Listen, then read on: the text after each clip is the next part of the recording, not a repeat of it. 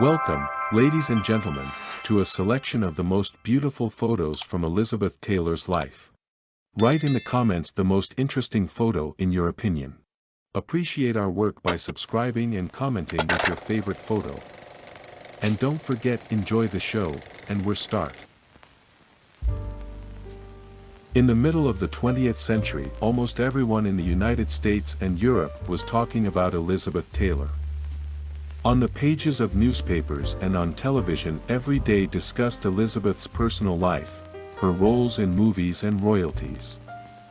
She was called one of the most talented actresses in the history of cinema, and the name Elizabeth Taylor has become synonymous with Hollywood, because with the work of this actress started the golden age of American cinema. Behind the image of the great diva also hid a very strong and brave woman who was able to overcome many difficulties in his life. Little Elizabeth was brought into the world of cinema by her mother. When the girl was only 10 years old, she made her debut, which marked the beginning of a long creative path. Elizabeth Taylor spent almost 70 years on the set.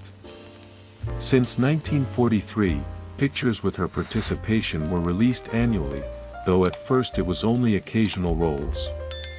Directed by not immediately discerned behind the beautiful appearance of a bright dramatic talent actress. By the way, Elizabeth had a rare mutation, a double row of eyelashes. It gave her eyes a special charm and expressiveness. In addition, she had a rare shade of eyes, lavender purple. At the age of 17, young Liz meets the famous billionaire Howard Hughes. Later the movie, The Aviator, will be made about him. Their relationship lasted very briefly, and soon the girl married the heir of the famous hotel chain, Hilton, Conrad Hilton, the grandfather of Paris Hilton. Alas, the marriage soon fell apart. Then there was a second unsuccessful marriage, with British actor Michael Wilding, who for the sake of Taylor broke up with another film diva, Marlene Dietrich. In the public eye was not only Elizabeth Taylor's career, but also her turbulent personal life, which quite strongly influenced her creativity. The actress was married 8 times, and it seems that each of her affairs was worthy of a whole book. After the actress' third husband, Mike Todd, died in a plane crash, Taylor converted to Judaism, taking the name Elisheva Rachel. Mike was Jewish. According to the actress, she was also supposed to be on board with him, but she stayed home due to illness. Few people know, but shortly before she won her first Oscar for her role in the movie, Butterfield, 8, Elizabeth was literally between life and death. The actress has undergone major surgery due to the effects of severe pneumonia, a tracheotomy. You can even see the scar on her neck in the photo from the ceremony.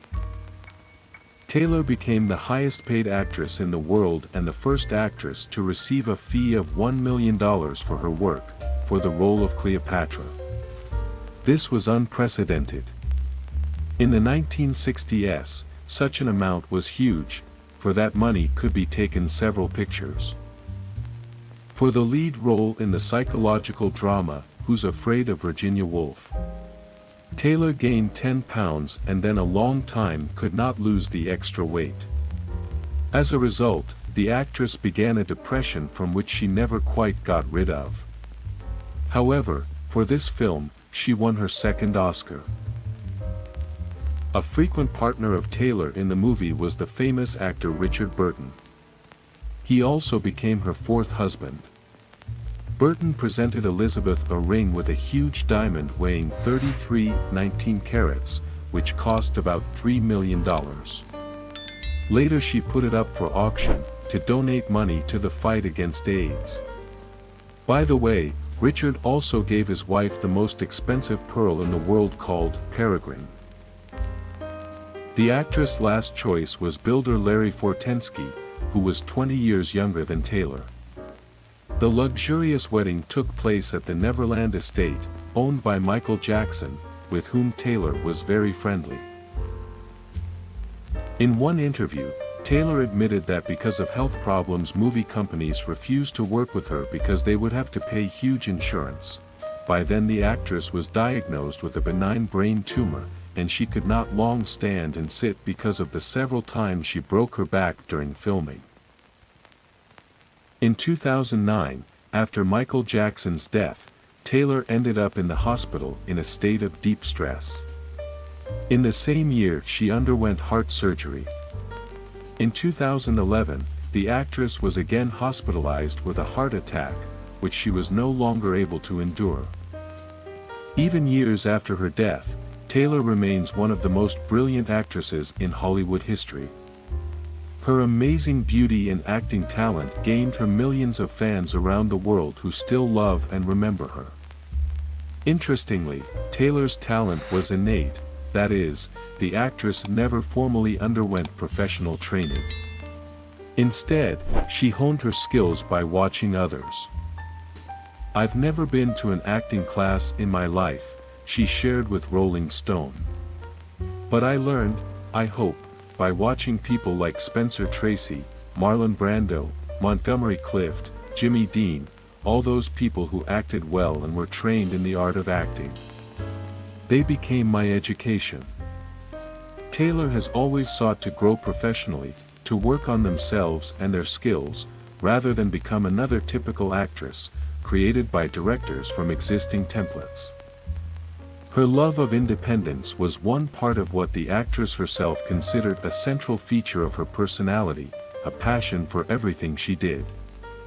Taylor always dove headlong into every new endeavor, whether it was another film role, activism, or a romantic relationship. "I'm not just passionate about certain things, I'm immersed in them," the actress said. The Queen of Hollywood died at the age of 79. Elizabeth Taylor was buried in California at Forest Lawn Cemetery next to Michael Jackson and Walt Disney. Elizabeth Taylor is one of the most beloved actresses of all time, a star who will never be forgotten. Although she left us in 2011, her influence on the film and fashion industry is still felt today. The bonus photo. In 1976, Taylor offered herself as a hostage in exchange for the freedom of Jewish hostages who had been taken by terrorists in Uganda. The Israeli ambassador rejected the idea, but remarked that the Jewish people will never forget it. Ladies and gentlemen, here we are at the end of our show. I hope you are impressed. See you again.